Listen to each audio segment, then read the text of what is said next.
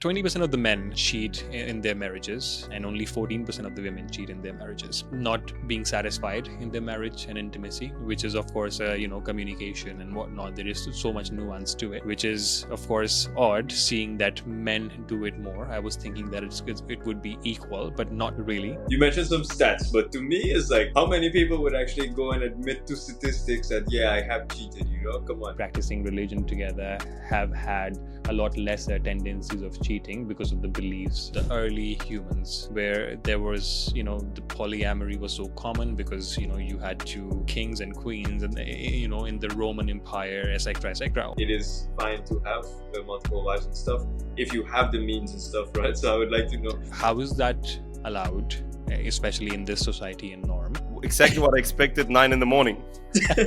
And I know I've been killed every single time. I've been fun of it. I'm like, yeah, Fatima, we can have 4 wives. And then she looks at me, I'm like, we can have 4 wives. Because there are so many rules, and again, I for myself, I can speak on myself. I'm like, how important family is. There are like maybe 100 criteria that you need to fill out before you even can get married to the second one. And one of them is that the first one is accepting. All women have the same energy, and if you run from one woman that is poking your masculine energy to make you grow, the other woman will do so as soon as you settle. As women leveling up, they expect a man that is at a higher level. But what this man at this higher level may want is me. If you constantly get challenged, honestly speaking, I understand that I will fucking run away from such a relationship. If I keep expecting her to grow at the pace that I am growing, or she keeps expecting me to grow at a pace she is growing, I don't think that's even ever realistic. To me, I'm very short and brief in my communication, Because otherwise, that small thing, if someone sleeps on it, it becomes bigger, and then it get connected to 100 million things, and out of a sudden, you are responsible for what happened 10 years ago. Don't do that, okay? All right. This is episode 5, right? Is it? Is it? I think so. Yeah, we have done 4 episodes already. All right. So welcome back, everybody. We are on episode 5 today, which we were just discussing, and with this belief that have we actually got into 5th episode, which we are super excited about. And I hope this 5 number changes to 500, and we continue sharing what we're sharing here, and it continues to serve that purpose. But before starting, would love to know how you guys are doing. So we have Neil and Ali as usual. The gang here would love to know what's happening. Is short life update. Let's start Neil, with Ali. tell them about your circus life. Let's go. Literally, sometimes. So right now in Barcelona, I got a couple more days here. Trying to get into Ukraine with the war situation I was explaining. So now I have to fly from here, get to Poland, to Warsaw, and then from Warsaw go to Helm on the border of Poland. Then from there, take like an overnight train into Kyiv, which is safe, but there's the occasional building getting blown up and stuff with the drones and stuff coming in, but it's not as bad as the east on the border of Russia. So looking forward to that. And doing it with the baby as well, So yeah, man, like interesting life. Yeah, not the easiest. Like I don't know how you do it with a baby, man. Like having 6 months old and then traveling around the world. I'm sure he's having the wildest experience of his life already. It is incredible. I mean, he won't remember shit, but it'll be good stories to tell him. He would know. What about you, Ali? The most dramatic thing happening in my life is this mic can fall at any point of time, and that might come in the recording. And on the second one, honestly, on top of my things are good on my side. The only thing that's really bothering me is when you fucking want to go out and buy a used car, because I'm in between my car and getting another car. So I'm waiting for the upgraded Tesla or something like that. And I'm literally in between. So I just need to get like a diesel fueled engine, and getting into the used market is like, why do people even charge so much money for shit? So I'm in that one. So yesterday I found a car that I might just acquire.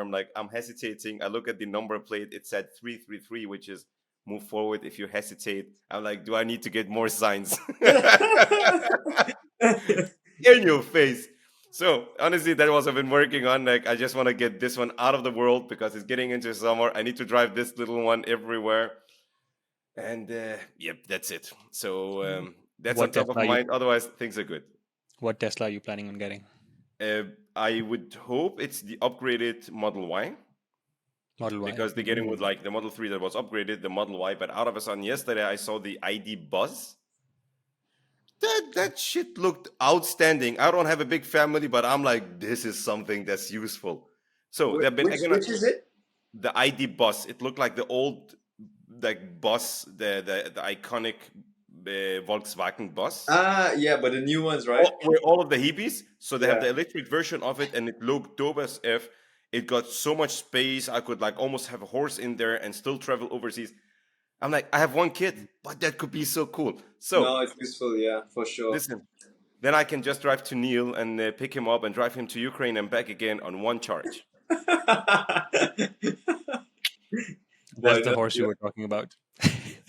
Yes. So that's where I am I'm at this gonna point be of time. I'm gonna be in Poland for a couple of days, so maybe if you buy it in time, you can test drive I will do it. I will happily. Otherwise, I will bring a horse and take you over, my friend, or a it camel. One of my many camels in here. out. Amazing, you guys. So today's topic is very interesting. It's about infidelity. It's about cheating. And would love to get your perspectives on it because, of course, like when I was doing my research and I was learning that 20% of the men cheat in their marriages, and only 14% of the women cheat in their marriages, which is, of course, odd, seeing that men do it more. I was thinking that it would be equal, but not really, which is crazy. And a lot of the reasons that I understood were of course, like because of not being satisfied in their marriage and intimacy, which is of course communication and whatnot. There is so much nuance to it. Second is interest. You gotta stay interested or find variety outside, and that's why men cheat. But before going into those nuances, would love to know your perspective of what infidelity is, because we come from so many different, such different culture, such different background. For Colombians, infidelity would be completely different than somebody who is in Pakistan, and living by Islam. So there are so many nuances to it. So would love to understand from your side, Neil, first. You come from the Caribbean. What is infidelity for you versus then Ali? um, where I would love to understand the Islamic view, the way you're living in Denmark, and what are the beliefs that you have around infidelity. Let's start with Neil first. Yeah, so for me, from being from the Caribbean, infidelity is almost culture, like they sing about it, they joke about it because it's like normal, like for example, my father had children with three women, and that is almost normalized. So growing up for me, it was like almost normal. It's not a shocker, like if something like that would happen. And you mentioned some stats, but to me, it's like how many people would actually go and admit to statistics that yeah, I have cheated? Come on, that's like 1% of people. So those numbers are really skewed, and I won't be surprised if it's like 4x that amount. But Agreed. yeah, for me, it's like just part of it, and a lot of times people just accept it and move on with their relationship if they can recover from it, which they usually do a lot of the times. But yeah, it's just something accepted. How would you define it, Neil? What is Cheating. infidelity for I you? mean, to me, everyone knows what cheating is, and if they're doing it, it's like it's not just about having the relations physically and all of this. It's like emotionally engaging with other people and stuff as well, and having that energy that you're supposed to share with your partner. Of course, there's the nuances of people in open relationship, but here we're talking about the average man, woman, family, whatever, right? Like that is what we're talking about here. So monogamy, let's say. So you would have this relationship with this one person, and it will be emotional, physical, spiritual, of course, all of these elements. But any one of these elements that leaks out and goes towards another person, and you start building that connection up, to me that is that goes on onto it. Yeah.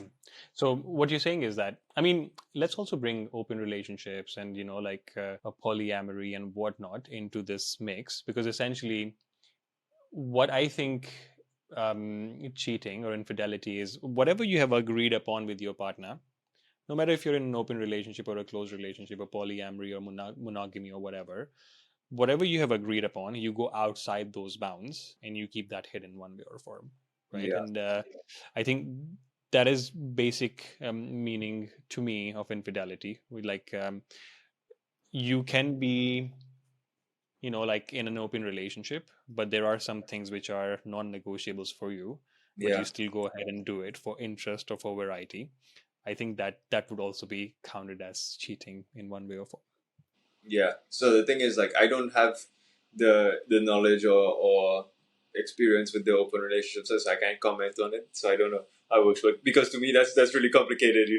Like, what rules would you really have, and how do you stay within confines? Like, to me, these people have a really challenging life with this. Because it's not clear cut enough from my perspective how I view it. Like, to me, kudos to people who can pull that off, because yeah, I don't know how how it's possible. Yeah, You gotta be Ali, very what do you think? secure. Go on, Ali. So, first of all, it's one of those very difficult topics. When I was reading, I'm like, how the heck? A lot of things are even very far away from me, and I think also it comes back to the background. And you said it yourself. I'm like, haram. No, but it's seriously when you're growing up with, like, it's one of those, again, for example, in Islam, but I think also like in the other religions, without knowing too much about it in details, it's a very big sin, and like it's called one of the major sins you can do. So in terms of how I identify it, I think I'm in alignment of your definition. I didn't have really a big thinking or reflection on it, but it is, there are some set boundaries. It is really when you're crossing or going out of those boundaries that you have been agreeing on, whatever those boundaries are. It can be very large, they can be very small. That's one thing.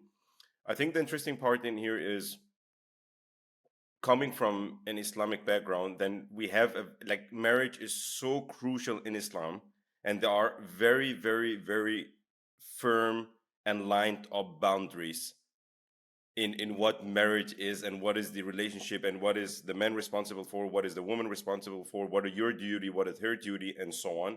And it has been very well defined. It's one of those areas where you really find a lot of knowledge about, because it is so central. I think one of the things that's very central in Islam is definitely family and the importance of family, how much you protect family, and so on. But again, you see it also like in Christianity and Judaism and some of the other religions, how central family is and how much it is important to protect the family unit, because simply it's the foundation of a good society that's actually need to move forward with some values.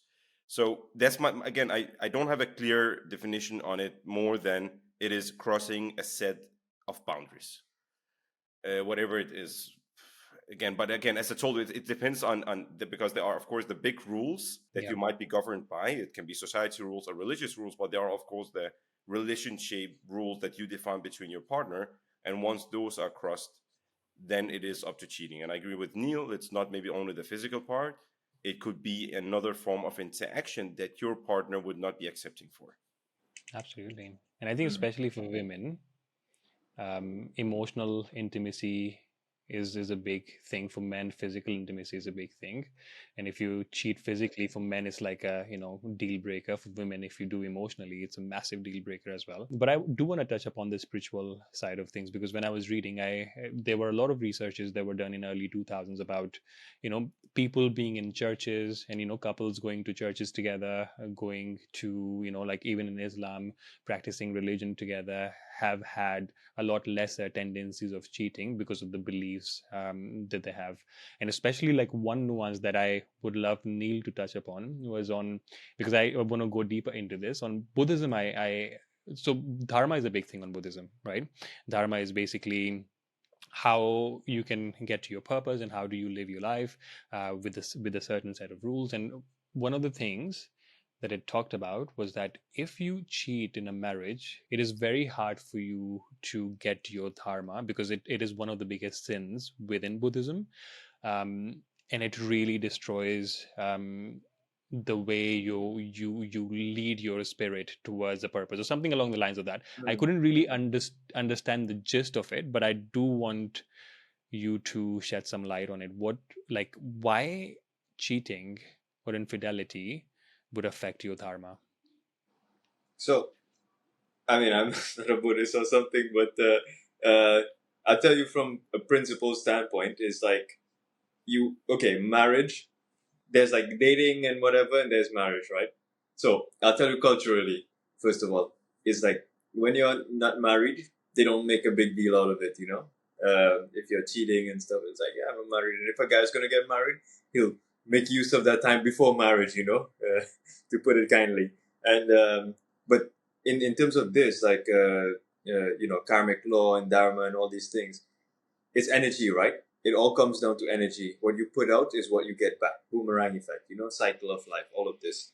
And I think there's some truth to it, like I haven't been the best guy all my life, I've had my times. And to me, it always comes back. And my friends, they always call it out, it's like, yeah, of course it came back. Of course you're going through this period because you have done shit, And yeah, so now I, of course, it's a different life. I have family, I have kid, like all of this.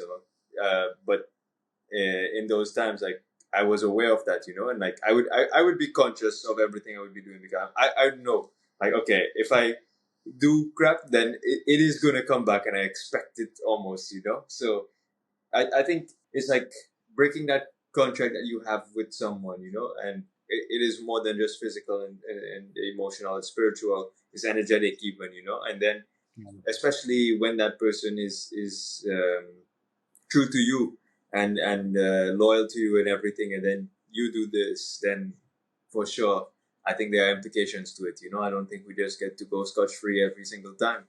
So from a baseline perspective, that's how I see it. Yeah. And I think there is a lot to do with beliefs as well, right? Because one of the biggest questions that I had on infidelity was that if we go far back, the early humans where there was, the polyamory was so common because, you had to build the right genes and, get the strongest of the strongest, kids out there so that you can increase your family, increase the number of people in your family and grow your tribe, blah, blah, blah. And in those times, I don't think infidelity was a concept. Even if we look at all the kings and queens and in the Roman Empire, etc., etc., all of those guys were having so many mistresses, so many men, and it was just quite normal, and infidelity was never a topic. It was not even a concept. Mm. What do you think changed that? That's a very complex thing, but so in those times, uh, the woman's place in society, in a societal structure, in hierarchy, was really low, right? That is a fact, right? But now that has significantly changed, like having more rights, and like now it's almost to a point where it's a level playing field, and I think that has a major thing to do with it. But outside of that, like you said, in the early days, it was all about spreading your seed and stuff. And like, if we reduce human beings or to let's say cells, like the single goal of a cell is to multiply, to stay alive and multiply. So we're just a collection of cells where we have consciousness and stuff now, at this point as a human being. But on a biological level, like I don't know, if you put a human being and you release him on an island with no knowledge, no spirituality, nothing, and he grows up on his own and sees a female, like what is going to happen? Or sees 10 females, when he's at a reproductive age, like, that is a biological being only, like what would happen there, So I know it's a weird analogy, but no, and we're all men, right? Like, and we know what we have to face every day when we go out into the world, and there's always temptations and stuff, but it's up to us to be strong. And I think a huge part of it is where you choose to be or who you choose to be with at any point in time. Like these kings and all these guys at that time, they had their harems and stuff. And I'd be interesting to know from Ali's perspective, because he mentions Islam and haram, but Yeah. even now in the Quran, like it is fine to have multiple wives and stuff. if you have the means and stuff, right? So I would like to know. Bro, let me get my sheikh outfit, and I will be back in a second. Out of a sudden, Rafi put us under the bus. He put Neil under the bus and saying, "Hey, Mr. Buddha, can you please explain karma?" And now he's like, "Now I'm gonna be put under the bus." I'm like, "Adi, can you please explain the Islamic view on multiple wives?" Yes. So, guys, Well, like exactly what I expected. 9 in the morning. these are the questions that I did not send them because I just wanted to get their perspective. Because see, like Neil, you Listen, have read a lot about Buddhism, about spirituality. yeah, That's yeah, why the yeah. question to you on Ali side, this is a googly. Like I wanted to ask you this question because see, the inception of Islam. In the inception of Islam, you could have slaves, and slaves were used for multiple purposes, right? And Mm-hmm. and then when Islam came into being, um, of course, like all of this changed significantly, right? Mm-hmm. But even on the Prophet Muhammad's time, slavery was still there, and a lot of that was still happening, right? So touch upon that, and let me know the concept of four wives as well. Like, like how is that allowed, especially in this society and norm? And a lot of the people are practicing it, right? Like a lot practice it even till date. I know so many people who have multiple wives, in Pakistan, in Saudi Arabia, in Oman. Which is like very advanced countries, and societally they are enriching as well. So would love to hear your thoughts on this. So, Rafi, let's take 2 points first. I think the first one, why is it changing? I think human race is in constant evolution. Again, it is what it is. And I think the more we develop, the more we get conscious about ourselves. And I believe that we are on a journey to having humanness becoming more godly. When I'm saying more godly, that means you embrace the godly behaviors or the godly values. And I think that's why we actually changed. And I think from the beginning of where we started, where it was very much normalized, I think that was normalized. And again, when restrictions only came with time, because I feel and I think the human consciousness increase. The more human consciousness increase, the more you actually can say, okay, this doesn't make sense, and you actually upgrade your value system and your principles. So I think that one is explaining why we're moving in that direction. That's number one. I'm gonna say like regarding the four wife, because I've always been making fun of it, and I know I've been killed every single time. I've made fun of it. I'm like, yeah, Fatima, we can have four wives, and then she looks at me. I'm like, We dude, can have four wives. yeah. It's like, oh, do you look like someone who can handle four wives at this one of time? Like, no. Right, listen, I'm swimming in one relationship, but honestly, I understand it. It's I cannot explain it. I cannot say I'm either with or against because I really didn't study it in depth of why it has been put in there. I'm sure there are very good reason for it, but honestly, sometimes you need to say I don't know the topic enough for me to speak about it. That's will be my short answer. Good job. But no, Very honestly, political, very no. political But honestly, stance. it's honestly, it's whatever I'm gonna be saying at this one time is gonna be bullshit on a level that I'm really incompetent of. I cannot go against it because I can see it is allowed. But what people don't understand most of the time when you get into Islam, when something is allowed, I'm like, yeah, but it's allowed. But then you go into it, I'm like, there are like maybe 100 criteria that you need to fill out before you even can get married to the second one. And one of them is that the first one is accepting. Because as I told you, I think it's not a topic about religion, but I think infidelity is a very big part of, for example, Islam or some of the other big religions. It's the human desire or the animal desire versus the godly values and how do we, for example, build a family and how the family is even way more important than your personal existence and the personal desire. And again, I see it from myself. Like Islam has been putting so many rules, and you're saying, why is it that people go to mosque or go to churches have a less rate of going into infidelity? Because there are so many rules, and again, I for myself, I can speak on myself. I'm like, how important family is, and that I will at this point of time, if I'm standing between my own desires and I'm standing between my family, I'm like, I would at any point of time choose my family. Yeah. But because I've been raised up this way, Hmm. and again, I'm putting myself again. I just Neil said it. There are constant temptation, but would I really sacrifice that? Let's say, for example, physical intimacy and so on for all that I have of my family? And because if you think about it, for you it might be a physical act, but it's also destroying the future of a baby or a family because you did that one. Yeah. And 100%. that's at least how I see it. I'm like, okay, then is it really worth it to do that sacrifice for an entire fucking family? Look, dude, as I told you, we spoke about fatherhood last time. I'm looking at Gabriel. Do you think ever I want to have this guy to be split between parents because of one thing? When you put it in that perspective, out of a sudden, like, no, it's really Not not worth worth it. it. Yeah. But that's at least from personal side. I know I drifted a little bit from that one, but again, we speak from our hearts.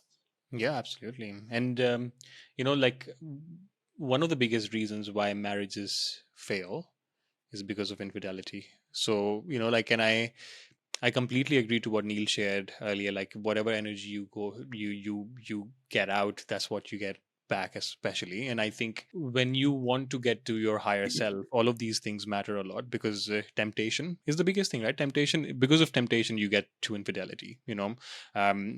And that just means you don't have that self control. You don't have that discipline to really, stay focused on your purpose, on your family, and really keep enriching yourself.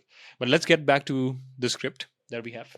But Rafik, And can I quickly put something in here that I think is very important because yes. you were talking about it. When I was thinking about some of the questions, I'm like, why do people even commit it and so on? And reflecting on my own relationship and other people's relationship that I have around me, it very much gets down to the level of communication and how you actually solve problem inside your relationship. And it's very much that one.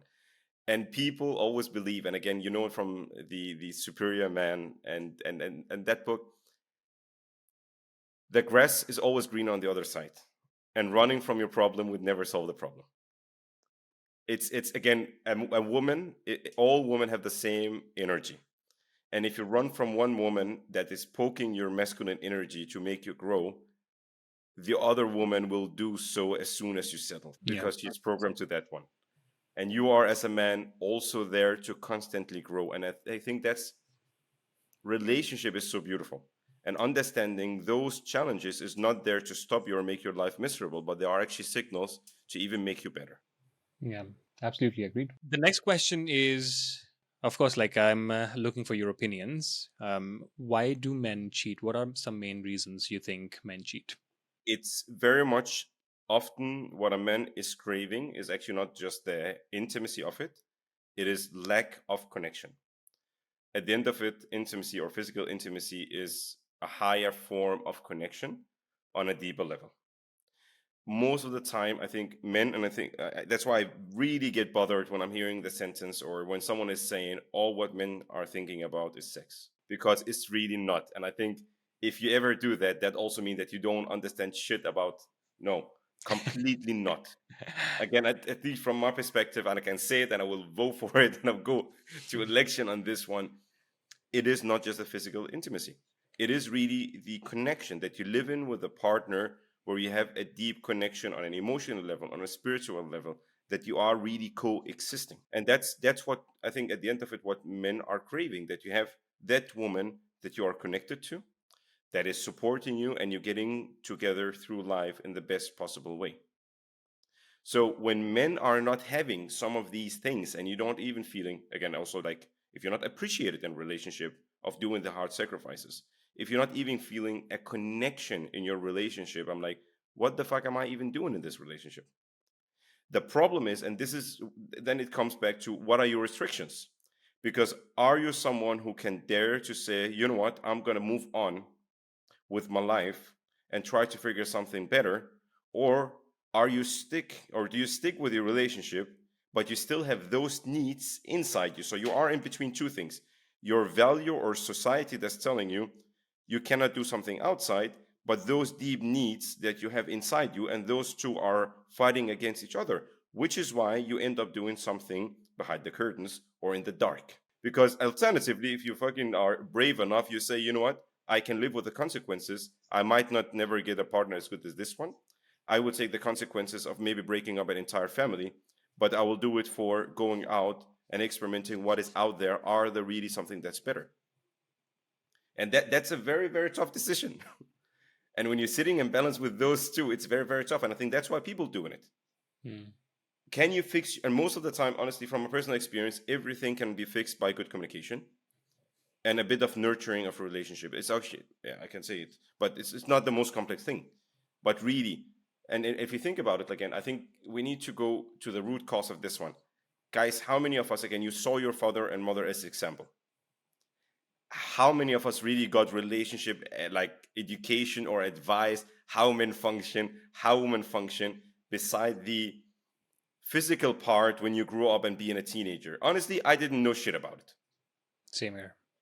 You need to be a good husband. What the fuck is a good husband? How do you become a good husband? How do you become a good father? No one. I'm like, everyone. I think that's one of the faults in humanity, that this is really not one of the things that is really properly passed on based on a human experience. It's only one-to-one experience. You see in your father, you see in your mother. This is how a relationship is. Which is why, if you look into statistics, if you grew up in a toxic relationship, it's very likely that you're also gonna end up in that toxic relationship because you are basically programmed to it. So that's my take on it. Like, it's like, how do people get into it? It is really the lack of connection and some needs that are not met. Then you will have to go out and do it out there. And as I told you, it's not necessarily just the physical intimacy. Physical intimacy is just a tool for some needs that you have inside you that are not covered. So that's my take on it. Got it. So for you, is the two main things, which is the need to connect and having that connection with your partner, and Mhm. some unmet needs. What do you think, Neil? What do you think are other reasons for you? Yeah, so I agree. I agree with Ali on it's not just physical. If it was just physical, I mean, physical, it can take a couple seconds for a man, you know? That's the reality. But there's more to it. I think part of it is the chase, is the rush, is the feelings, the adrenaline sometimes, you know, doing something out of the ordinary, you know, out of line. All of these things add to it. And of course, like the lure of temptation is always there, right? And I mentioned it earlier, like the situations that you're in and stuff, you know, like consciously putting yourself in certain situations where you know the likelihood of an outcome like that may happen, you know, is to avoid these things and all of this. But yeah, the why does it happen? It's not just physical, and it can be so many other things, you know. It could be a lack of attention or something, you know. In some cases, like I spoke to men who are fathers, they've been in a relationship a long time and stuff, and they're like, yeah, I just don't get attention, so I need to get it somewhere. So you know, they have their mistress or whatever, and they get the attention there, you know. And then yeah, I remember chatting with other people, and they're like, okay, they're okay with being with someone's husband, and sometimes they say these men just want to talk. It's like it blew my mind, you know. It's like, wow, okay, I didn't even think about that, you know. So from both sides, I have some perspective, but yeah, it it completely depends, and it is never just physical. Yeah, so it could be chasing the rush, doing something edgy, you know, getting some attention, or everyone's energy is different as well, right? Like we know, like some women may have like more hot energy, you know, more energetic, and then some women may be more cold, more calm, and sometimes the poles may shift based on where we're at in life or what we're doing or what our day to day looks like, and we may be seeking that, you know. And the other thing I think is, I think sometimes we expect our partner to be everything and everyone, but that is a very um, crazy standard to set, and they probably can't.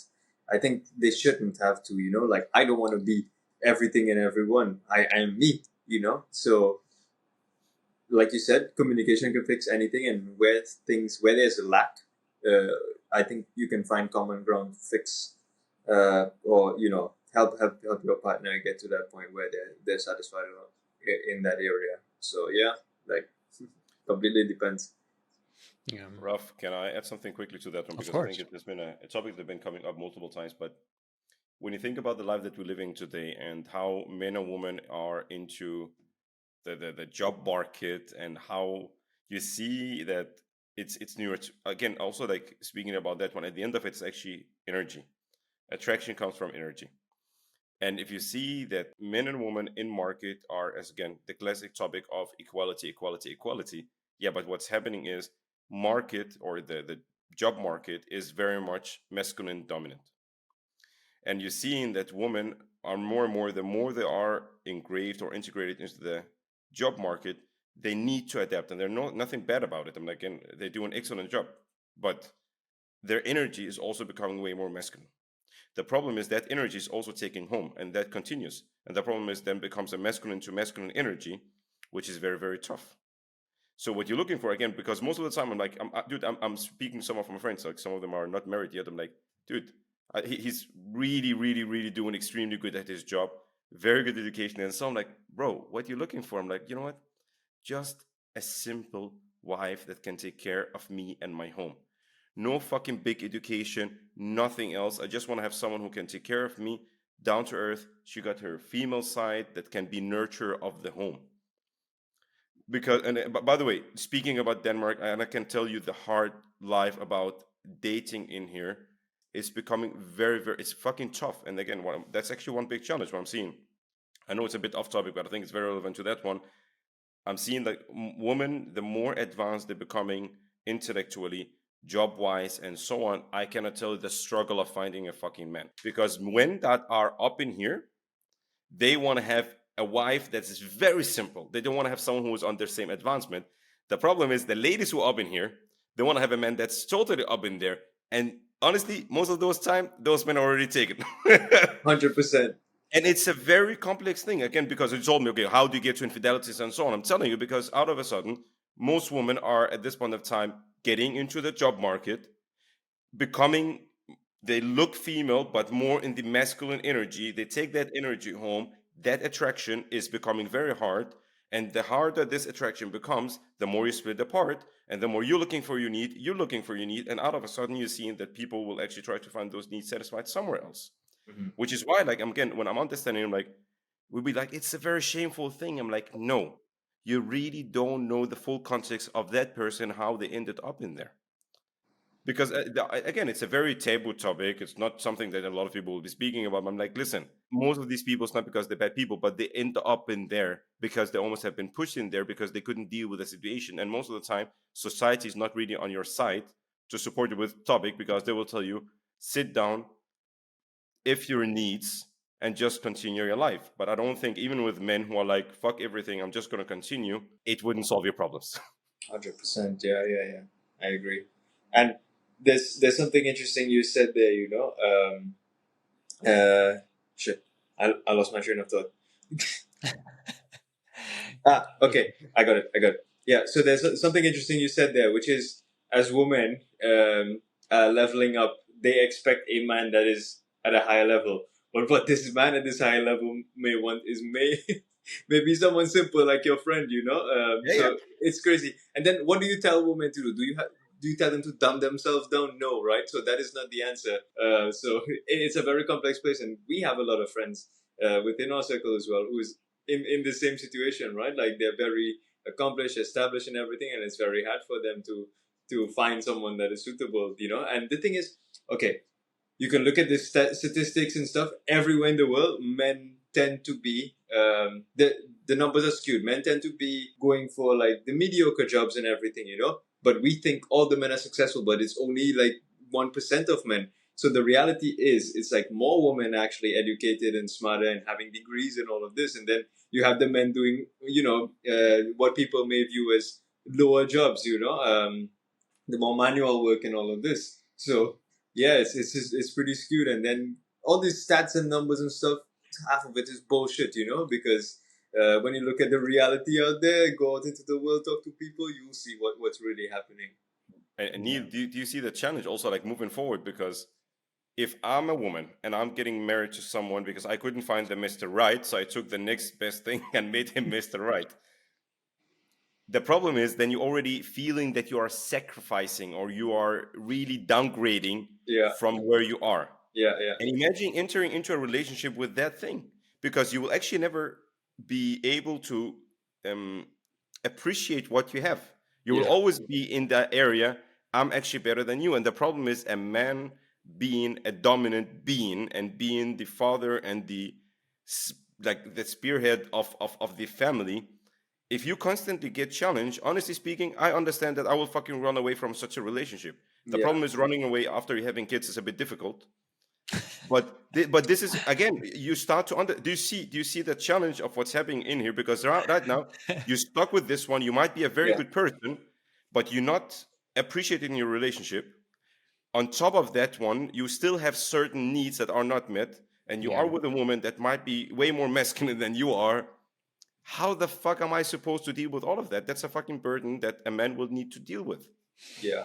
And that is starting, do you see sometimes when you put things into a context, then it starts to explain why this man is doing it.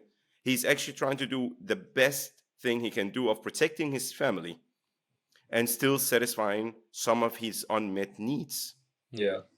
And when we put it into that context, it's totally different from say, oh, it's infidelity, it's totally wrong. But when I'm understanding a person's context, that's why as a person, I hate to judge a circumstance without really knowing the full context. Yeah. And when you know the full context, most of the time, honestly, I can understand why you did it. And you actually did it for maybe protecting your family, Mm. which is very noble, by the way. Because you could also say, fuck off, I'm just going to continue, find my next my next lady and continue my life. And I'm going Yeah. to do Yeah. that until I'm dying. Yeah. Yeah. That's a really interesting point you mentioned there, because some people um, they turn the other way. They may know, like I know guys, they're well off and everything, and they have their mistress and stuff. Their wife knows, but they don't care as long as they provide, take care of their family, go on vacations, all of this. They just turn the other way because they know he's gonna come back there. He has to come back there. These mistresses, they cycle, and they're the distractions, the temporary entertainment on the side. So people have their arrangements and stuff. Like you never know the situation, like exactly like you said. So you can't judge anyone, and you don't know what they're going through. Yeah, and I think the context matters a lot because ideal relationship for me would be different, for Neil would be different, for Ali would be different, and for people who have accomplished to a and got into a certain level, for them it's probably just a partnership and an arrangement that this is how they're living their lives, and they're fine with it, and it doesn't really affect them as much as it would affect me, for instance. Um, and I think one of the interesting things that I was reading in the book that I'm reading, which is Mastery of Love, was that the expectation of it, right? Like as soon as you get into a relationship, you get married, and then there is this honeymoon phase where you literally don't have expectations because you're so totally in love, and all of the things that media has painted to us, like how the love should be, happily ever after. That's not actually a reality. Like a fucking relationship is so much work. It's a constant effort that you have to put in to keep it nurtured, and there are so many nuances to it. And I think for men especially, as soon as that honeymoon period gets over, then of course, like, you don't get the appreciation that you used to get. You don't get, like, you don't get hot around your partner as you used to get. Like uh, first you're jumping your each other's bones every single day, and then it recedes significantly. And that's the reality of it, and nobody really talks about that. Nobody really sees that in media, essentially, because you're not really nurtured in a way where you're like, okay, there will be a honeymoon phase, and after that reality will hit you and the relationship will be completely different, and you have to work on it to get to a place where it was before. And I think that's why a lot of the men cheat. Like, it's not only physical, as you already said, it's also a lot psychological. I feel the ego of a man, he needs to be um you know you want to be appreciated, and if the appreciation is missing in the relationship, you will find it elsewhere.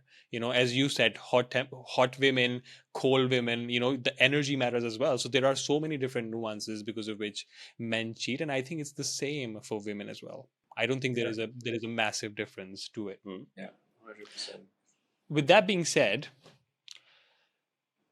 what can couples do to prevent this infidelity in a relationship? What do you guys think, as per your experience? As a couple, of course, communication and stuff, but I think it's what the individual can do, because an individual cheats, like, so the man will cheat or the woman will cheat, whoever. But I think it's down comes down to the individual, communicating their needs, their unmet needs, their desires, their wants, and all of this. So on an individual level, it's what you can do to prevent this, and or not letting it get to that point. But then on a couple level, is communicating, both partners communicating. Okay, what about you, Ali? Um, 10 years under my belt. So honestly, communication, it's multiple things. One thing is not be, again, it's a very foundational, at least for my relationship. So I can speak about one relationship, which is I have it with Fatima, and 10 years. Not being stubborn has been a key fundament, which means you really want to grow and you want to actually become a better version of yourself. That's number one. Number two is definitely the communication, communication, communication. And I can repeat this one for 100 times until we finish. It is extremely important. Most of the issues are actually communicational issues. And if you never talked about them, it's one of those black monsters that will grow, grow, grow, grow, grow, and become enormous until the moment where it just break the both of you and then you go apart. Because a lot of times I'm like, yesterday I was speaking with some of my friends. I'm like, yeah, and this guy, this lady was married and but she's now divorced. I'm like, dude, she's one of the best people I've known. She's like really kind, good person. Yeah, but he's also a very good person. So it's not when you're going apart, it's actually not because you're a bad person. It's only because you didn't manage to make this relationship work. So, and I think most of the time it's actually really communication. Um, on top of that one, as Neil also mentioned, that's like I think the nurturing part. But the last point from my side would definitely be that remember, even though you are living together, you are not one unit, or you are one unit, but you're still two individuals living in there, and you also need to keep growing and so on. Because one of the things that also can happen is that because the woman can sacrifice a lot about from herself to be in the nurture of the family, give everything she got to the family, and the man out of a sudden, maybe because she's actually building the foundation that he can raise up in the hierarchy, societal hierarchy, and out of a sudden she's like becoming extremely boring for him because he has been experiencing so much outside and she hasn't been having that experience, and that also creates a very big lack, even though she has been actually the ones that sacrificed that he could get up, but he's not seeing that part of it. And out of a sudden, like, okay, she's boring, he want to try something new, he want to explore what is outside, but she didn't even get the chance to grow herself, which is always I'm saying, never lose yourself in a relationship. Yeah. Make sure that you're always growing and you are an individual. Again, who knows? Maybe one day this relationship is going to end. And if your relationship is your identity and you lose that identity, you basically lost. Like you see in people who have been in corporate for 10, 15 years, and out of a sudden they lose their job. As soon as they're losing their identity, I'm like, dude, you're still yourself. Life is going to go on. And I think that last point is very, very important, that you keep nurturing yourself and growing, because if you see it, because again, especially with that one, when a man is, for example, working full time and a woman is going at home and taking care of the kids, she's not creating new experiences. And if she's not creating new experiences, she becomes very boring because it becomes like a very standard thing. Mm. Where the man is having a lot of interesting stuff outside and she's having a very stable life. I'm like, what are we going to be talking about at the end of it? As I said, communication. We don't even, if you cannot even communicate with your partner, how are you even going to be intimate with them? And Absolutely. again, I get back to the same point again. It's about connection, Mm-hmm. where intimacy is just one form of connection. Being able to look in the eyes of your partner is a way of connection. Is speaking with your partner, sharing experiences, growing your kids. All of these things are connections. It's connection points. Yeah. And when these are breaking, you get to a level like, okay, the relationship is the last string, and then it's gone. That's it. Solid. We can end the Alas. podcast here. Khalas. Done. Mic That's drop. 10. That's Beautiful. 10 years of experience right there. Yes. Bro, I've been Decade. through shit, okay? And most of the time, like, yeah, it's doing very well. I'm like, do you know how much communication I had to get through to make this work? Yeah, yeah, And people also like, yeah, we were also one time, you guys know it, yeah. on the last string. Ali was ready to go to the Himalayas during COVID. I remember. Yeah, dude, I was literally, I have been on the last string, so I know I was dancing on that one, and cutting that one would have been miserable. But I can also tell you on the other side, the grass is always greener on the other side. You Absolutely. might believe if I leave this relationship, it will be heavenly outside. No, you're gonna have your life honeymoon, and then you're gonna get hit by reality very soon again. And Absolutely. I can tell you when you have been continuing the relationship, what's on the other side. And you know what, dude? You know what? It's a rule of life. It's when you are above that hurdle. This is really where you see the beauty of things. I had exactly the same thing, man. Of course, it's around 7 years. We're almost classic 7 years where relationship really get to suffer, and you almost like getting apart from each other. But when you get back, it's way stronger. And I think that is the unit. That's why, like religion, I can speak from a religion. I cannot speak on behalf of religion, but I say why religion is so strict and like extremely firm on it's about the family, because also what you getting from, again, at the end of it, it's about the human experience and how we get to grow. And I think the whole masculine female part is part of it. I don't think you can grow to the levels, to the highest level, without having that relationship. Yeah. And without thanking you for that thumbs up, even you didn't shoot. He was thinking it. Yeah. And I would never have grown to this level without having Fatima next to me. Hmm. She is the one who keep pushing me through life, that I can become a better human. And if I can become a better human, I become a better father. I become a better father, I also become better in society. I actually become a useful resource to society Hmm. and then humanity and next generations. And I really can thank my relationship for that one. I don't think I would have had the same abilities or the same fire to get through life if it wasn't because of that relationship, and that what you have been building together really build the foundation for you. But I'm also seeing that it's building the foundation of Gabriel. Gabriel is getting really the best of both parties, and the fact that he's with two of us and not separated between two parents, I can see how much it's affecting and what human you're building at the age of 3. I can see where this guy is going. And I think that one is fascinating when I'm like, maybe in the younger days, I understand why it could be very fun to have look at something outside and think how beautiful it is. Now I'm like, you know what? Fuck this shit. I'm really understanding how important family is, but as we spoke about it, there are things you need to experience before you understand them. Yeah. Yeah. Fuck this shit. Fuck the resistance, the temptation. And of course, like it's hard, like even when you say communication is the key, it's not the easiest thing to do. Like Exactly. I would agree to it. Like this last week, I would just tell you a very latest experience. Like l- this week before, me and Eve committed that, okay, we would spend at least 1 hour every night to talk about, like whatever we want to talk about and have that communication space. And we did that for a week. And last week was crazy for me. Work was all over the place.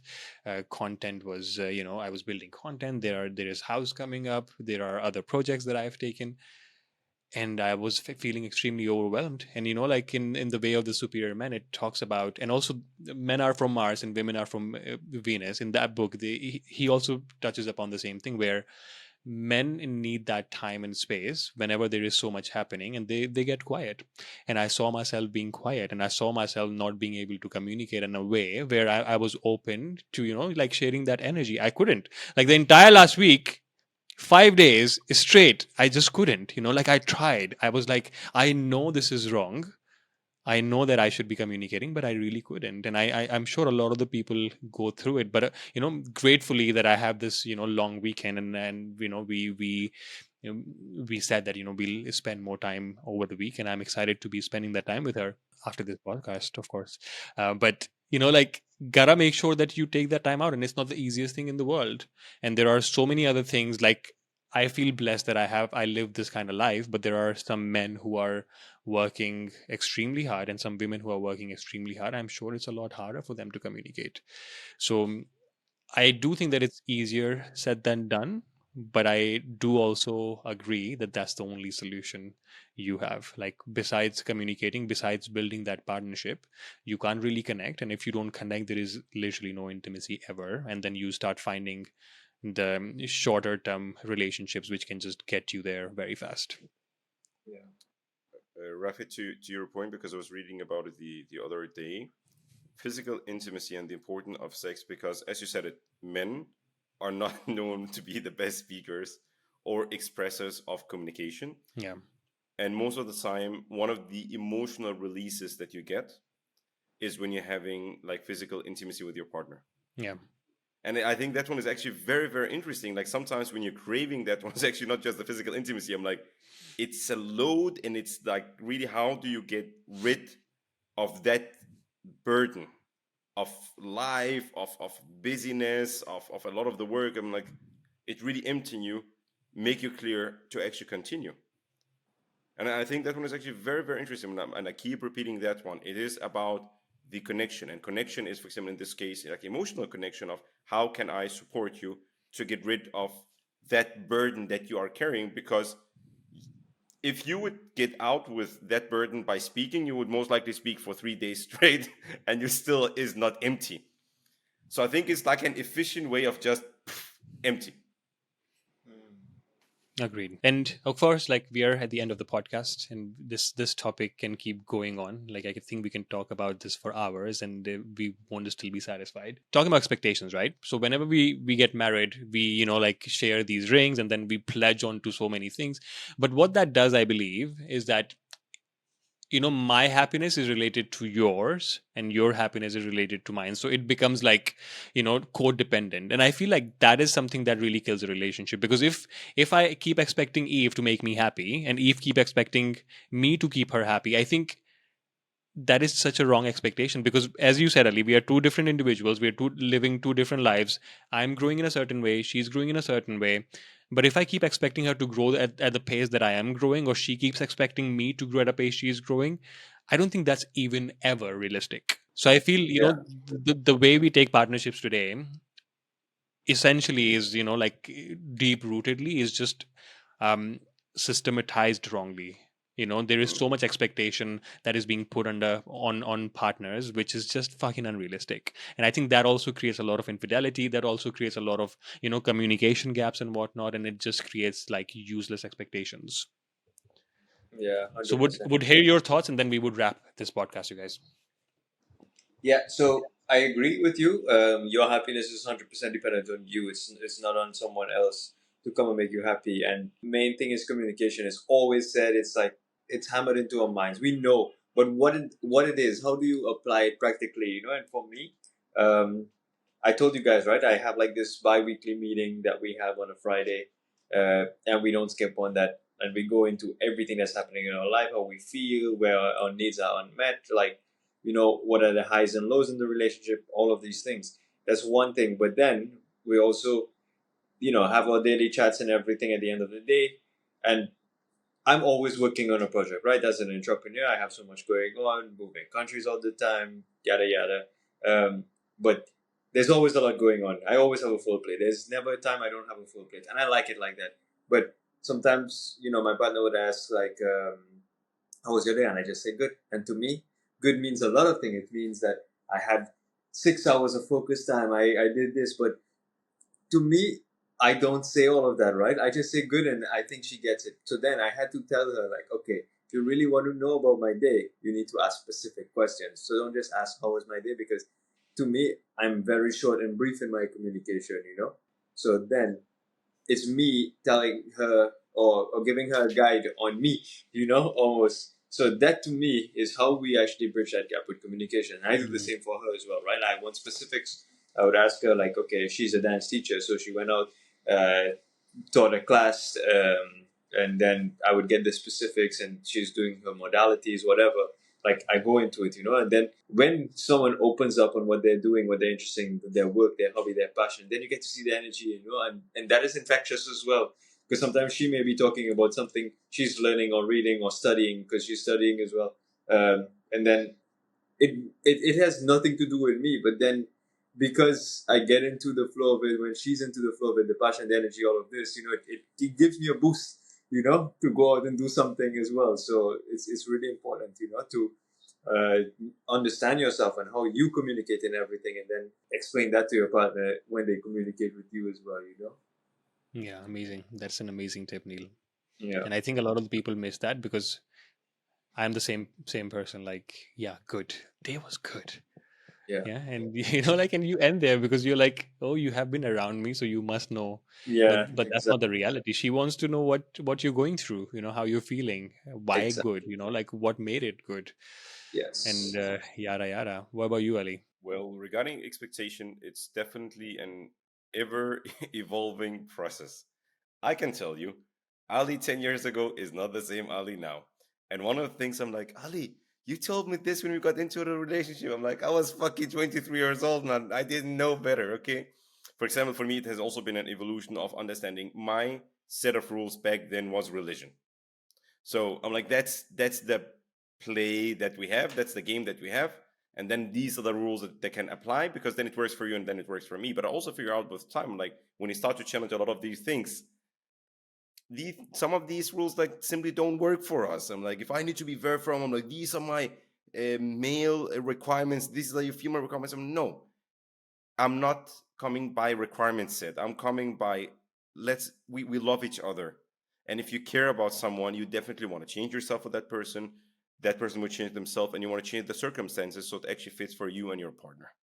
So I think it was like it's that's why I'm saying communication is there. I think there are a rule set that is spoken or unspoken is there for the both partners, and they know it by themselves. But on top of that one, there are, when I'm saying communication, communication is because from time to time, even the best engine, it might have small issues here and there. It's not the whole engine that needs to be changed. It's small parts. And for me, that small part is the new expectation or the new thing that happened in your life. How do you adapt to those by having proper communication? Yeah. So speaking to you, Neil, speaking to you, Rafe, because again, at the end of it, someone is sitting on the other side. I'm like, okay, guys, nice chat. You're nice people. What can I get out of this? I'm like, the communication tool and how it is to have micro communication so you don't wait for too long time, or you have a cadence of weekly, bi-weekly, or a way of communicating properly. Because in my life, one thing that had been really saving my marriage is I try to diffuse challenges very, very fast by communicating so they don't grow. One of the things is I'm never, for example, at Fatima, I think it's one time in 10 years where I actually let her sleep or both of us sleep when we are angry about each other. Yeah. Never want to let it happen. Close it immediately, because otherwise that small thing, if someone sleeps on it, it becomes bigger, and then it get connected to 100 million things, and out of a sudden you are responsible for what happened 10 years ago. Don't do that, okay? Make sure to kill problems by communication as fast as possible. Just diffuse them, otherwise you have a bomb the day after or 2 days after, and so on. And I think also, like, for me recently, I actually went to a workshop because we were speaking about it one of the other days. I'm like, understand the language of love of your partner, for God's sake. Set the person, because for me it's very difficult. Fatima is 10 out of 10 when it comes to gift. I'm zero. For me, why do people even fucking gift each other? I'm like, just have some good quality time. It's very tough for me, okay? But on the other side, understand your partner's language of love, because as I told you, it's about communication, nurturing. Communication is to solve the problem, nurturing is to grow the relationship to something that's even better. So if you can combine these two together, I think you're on the way to have a very good relationship and don't need anything outside. That's it. Thank you very much. See you in the next podcast. Boom. Ciao. Boom. Thank Let's you, do it. everybody. All right. Fellas.